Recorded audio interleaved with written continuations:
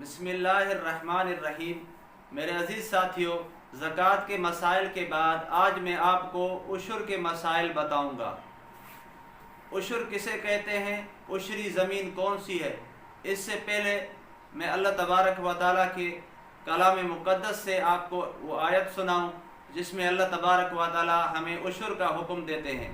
اللہ تبارک و تعالیٰ فرماتے ہیں یا ایھا الذین آمنوا انفقوا من طیبات ما کسبتم ومما اخرجنا لکم من الارض۔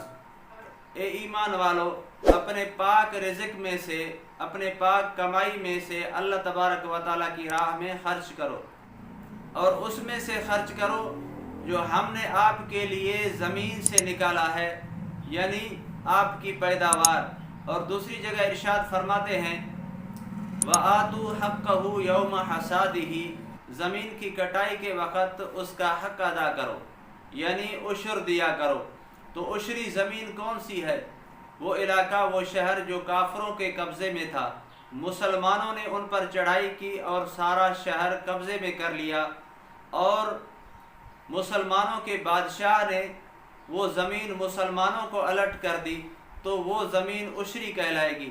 اگر وہاں کے رہنے والے کافر لوگ اپنی خوشی سے مسلمان ہوئے اور اسلام قبول کیا تو ان کی زمین بھی عشری کہلائے گی۔ ایسی زمین اگر بارش کے پانی سے سیراب ہو، آباد ہو، اس زمین کے ہر فصل پر ہر 10 من پر 1 من عشر دیا جائے گا۔ اگر وہ زمین آسمان کے پانی سے سیراب نہ ہو بلکہ ہم خود اس کو پانی دیں، ایسی زمین کا 20واں حصہ عشر دیا جائے گا۔ عشر کے لیے یہ شرط نہیں ہے جیسے کہ زکوٰۃ کے لیے یہ شرط تھی کہ اس کے اوپر سال گزر جائے۔ عشر ہر وہ فصل پر دیا جائے گا جو انسان کے نفع کے لیے ہو۔ مثلا گندم ہے، اس پر بھی عشر دیا جائے گا، کپاس ہے، اس پر بھی عشر دیا جائے گا، جانوروں کے لیے جو گھاس اور چارہ ہے اس کا بھی عشر 10واں حصہ دیا جائے گا اگر زمین آسمان کے پانی سے سیراب ہو۔ اگر زمین کو ہم خود سیراب کریں تو اس کا 20واں حصہ عشر دیا جائے گا، یعنی ہر 20 من میں سے 1 من عشر ہوگا۔ اور اگر آسمان کے پانی سے سیراب ہو تو ہر 10 من میں سے 1 من عشر دیا جائے گا۔ اگر ایسی زمین ہے جو عشری ہے، باپ دادا سے چلی آ رہی ہے، اس کو ورثے میں ملی ہے، تو اس کو بھی عشر دینا پڑے گا۔ اگر ایسی زمین ہے، عشری زمین تھی، تو آپ نے اس زمین کو کسی کافر کو بیچ دیا تو وہ زمین عشری نہ کہلائے گی، اس کا عشر نہ ہوگا۔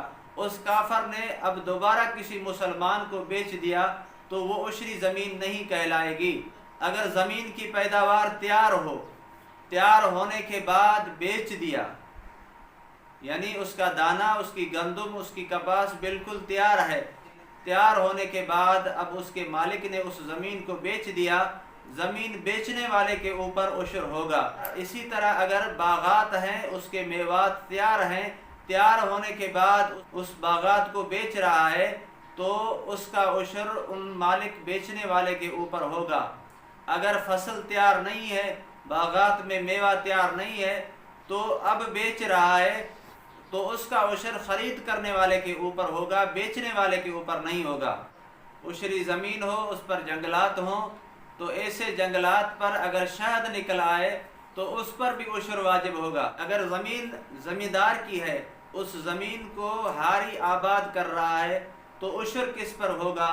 تو ہر ایک حاری اور زمیندار اپنے اپنے حصے سے عشر کو نکالے گا۔ عشر اور دوسرا ہوتا ہے خراج۔ خراج اسے کہتے ہیں کہ حکومت کی طرف سے زمین پر جو ٹیکس ہے اسے خراج کہا جاتا ہے، اس کو عشر تسلیم نہیں کیا جائے گا۔ عشر زمین کی پیداوار پر اللہ تبارک و تعالیٰ کی طرف سے ایک زکوٰۃ مقرر کی گئی ہے، اس کو عشر کہا جاتا ہے۔ خواہ وہ پھل ہوں، فروٹ ہوں، یا پھول ہوں، یا گھاس ہو، یا چارہ ہو، کوئی بھی چیز ہو جو انسان کے نفع کے لیے زمین سے پیدا ہو تو اس کا عشر دینا مسلمان پر واجب ہے۔